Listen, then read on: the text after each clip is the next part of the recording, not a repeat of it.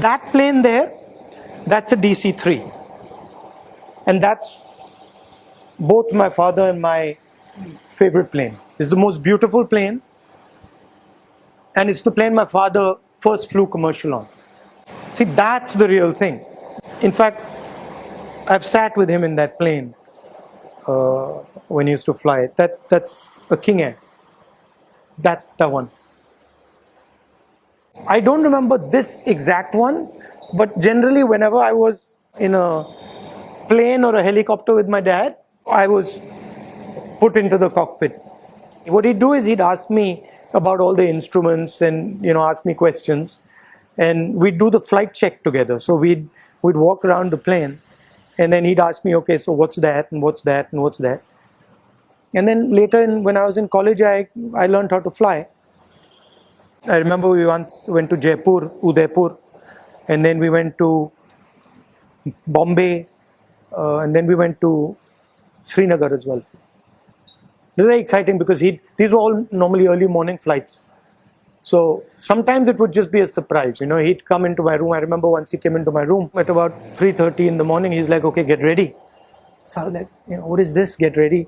So he didn't tell me why or anything like that. So I was like, okay. I had a little aluminum case this big. I packed it with, my shirts and my pants and my shoes. And then I remember walking out in the dark and going. So we were going on a flight. And then I remember I sat in the jump seat. Those days, it was pre 9/11, so you could sit in the jump seat. And I remember sitting in the jump seat of a big plane for the first time, and him pointing out different things, and then starting the engine, which for us mechanical people is fantastic. So I can still remember it. And then there was a problem. There was some sort of a technical problem. It was an Avro, and the technical problem, so it was delayed. So I spent quite a lot of time in the cockpit while my father was trying to fix the problem on the ground. And I remember when we took off, wonderful. Look, if you're a pilot, that's a risk you take. I mean, that's just something that you take it. So my father told my uncle, because my uncle was flying a very particular type of plane, a Pitts Special. It's a very aggressive plane. My father told him that, don't do this.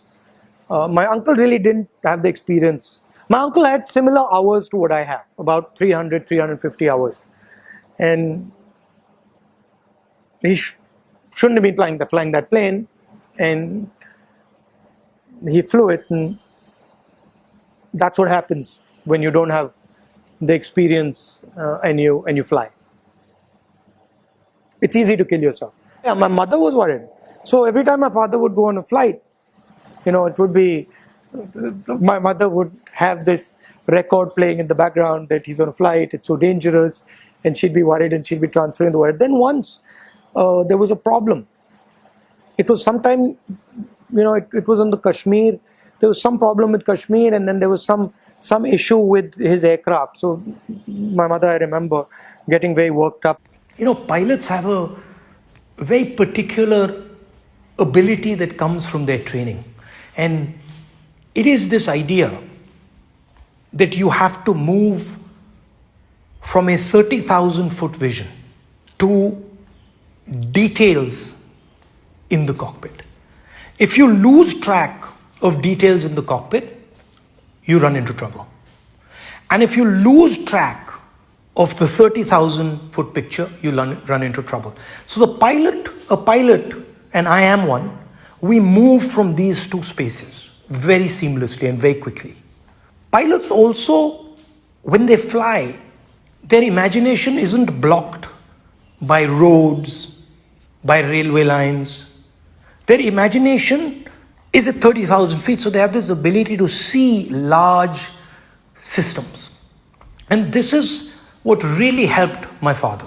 I could see this process taking place where he would go and meet people, get into their details, understand their details, and then instantly move to 30, 40, 50,000 feet and look at the big picture.